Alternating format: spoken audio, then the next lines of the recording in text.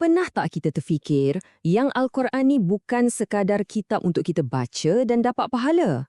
Ia sebenarnya sebuah pelan tindakan.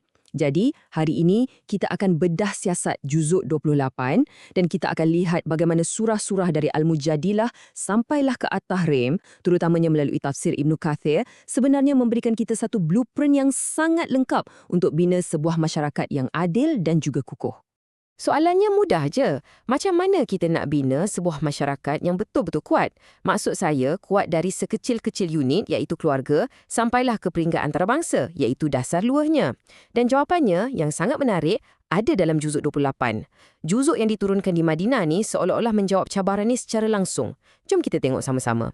Okey, bahagian pertama. Kita akan fokus pada asas pembinaan sebuah masyarakat dalam juzuk 28.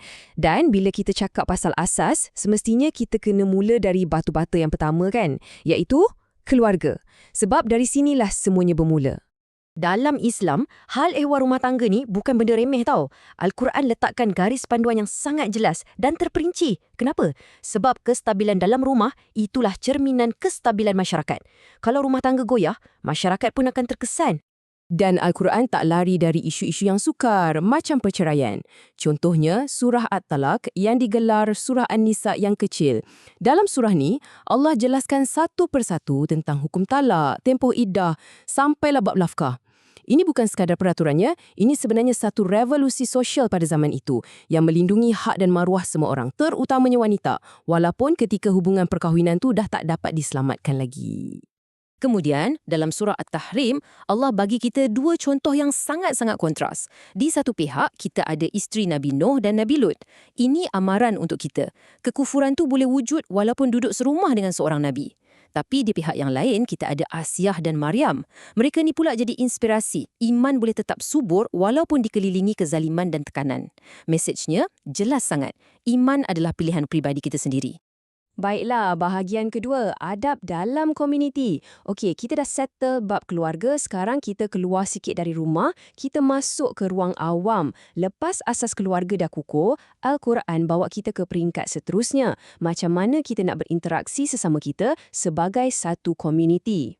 Kisah pembukaan surah Al-Mujadalah ni, subhanallah, sangat menyentuh hati. Ia bermula dengan seorang wanita biasa, Khawlah binti Ta'labah, yang mengadu pada Nabi tentang satu amalan yang dipanggil zihar. Dan yang luar biasanya, aduan beliau didengari terus oleh Allah. Ini menunjukkan yang dalam masyarakat Islam, suara setiap orang, tak kira siapa pun dia, adalah penting dan didengari sampai ke langit. Jadi, apa benda zihar ni sebenarnya? Ini amalan zaman jahiliah. Si suami akan kata pada isteri dia, engkau ni macam belakang mak aku.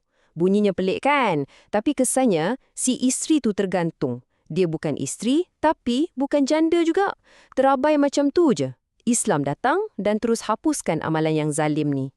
Satu reformasi perundangan yang sangat besar. Dan bukan tu je, surah Al-Mujadilah ni bagi kita panduan praktikal tentang adab dalam majlis atau perhimpunan. Ada 3 benda penting. Pertama, lapangkan majlis, bagi ruang untuk orang lain. Ini tanda komuniti yang inklusif. Kedua, beri keutamaan pada orang yang berilmu. Ini tanda masyarakat yang hargai ilmu. Dan ketiga, jangan berbisik-bisik untuk buat dosa atau permusuhan. Ini untuk jaga kepercayaan sesama kita. 3 peraturan yang nampak mudah, tapi impaknya sangat besar. Surah Al-Jumu'ah pula sentuh tentang keseimbangan. Keseimbangan antara urusan dunia dengan akhirat. Ayat ni jelas sangat kan? Bila seruan solat Jumaat dah kedengaran, tinggalkanlah jual beli, pergilah tunaikan tanggungjawab rohani kita bersama-sama. Ini mengajar masyarakat untuk tahu apa yang perlu jadi keutamaan dalam hidup. Bahagian ketiga, hubungan dengan dunia luar. Okey, dari dalam rumah ke tengah masyarakat, sekarang kita tengok skop yang lebih besar lagi. Dasar 2. Lepas struktur dalaman dah mantap, blueprint ni beralih keluar pula. Macam mana masyarakat yang baru dibina ni nak berinteraksi dengan kumpulan dan negara lain. Dasar luar ni dibina secara berperingkat. Mula-mula, surah Al-Hashr cerita pasal pengusiran Bani Nadir dan perkenalkan undang-undang Fay, iaitu harta rampasan tanpa perang. Lepas tu, datang pula surah Al-Mumtahanah yang bagi garis panduan yang lebih spesifik tentang hubungan dengan orang bukan Islam dengan mengambil iktibar dari kesilapan Hatib bin Abi Balta'ah. Dan akhir sekali, surah As-Saf seolah-olah mengikat semuanya. Kekuatan luaran hanya akan datang bila ada perpaduan dalaman bila kita semua berdiri teguh bagaikan satu bangunan yang tersusun kukuh.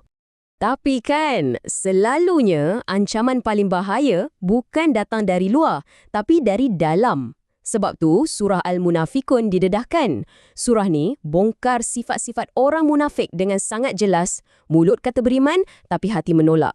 Sumpah dijadikan perisai untuk sembunyikan niat jahat dan kerja mereka menghalang orang lain dari jalan Allah. Ini satu peringatan penting supaya kita sentiasa berhati-hati dengan musuh dalam selimut.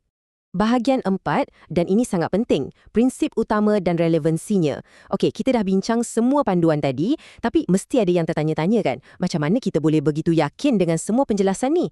Apa yang membuatkan tafsiran ni begitu berwibawa? Jawapannya ada pada kaedah atau metodologi yang digunakan.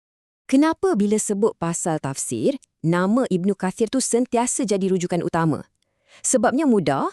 Metodologi beliau yang sangat teliti, sangat berdisiplin, sangat rigorous. Ini bukan soal pandangan peribadi atau agak-agak. Ini tentang satu sistem yang ketat untuk pastikan tafsiran tu adalah yang paling tepat dan paling sahih. Jadi, inilah rahsianya. Ibnu Kathir guna 2 prinsip utama.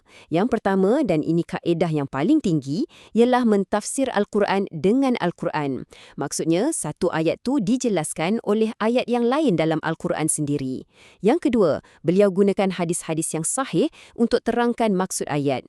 Dengan 2 kaedah ni, tafsiran tu sentiasa terikat pada sumber asalnya dan bukannya terpesong ikut pandangan peribadi.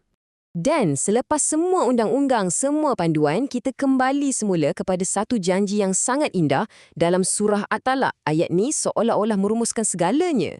Barang siapa yang bertakwa kepada Allah, nescaya dia akan mengadakan baginya jalan keluar dan memberinya rezeki dari arah yang tiada disangka-sangkanya. Inilah jaminan utama dari Allah untuk sesiapa saja yang ikut blueprint yang telah dia sediakan. Jadi, sebagai penutup, saya nak tinggalkan anda semua dengan satu soalan untuk direnungkan. Dalam dunia kita hari ini yang penuh dengan cabaran sosial yang kompleks, yang serba serabut, apa agaknya yang boleh kita pelajari dari sebuah pelantinan yang dah berusia 1,400 tahun tentang cara membina sebuah komuniti yang adil, penyayang dan juga berprinsip? Fikir-fikirkanlah.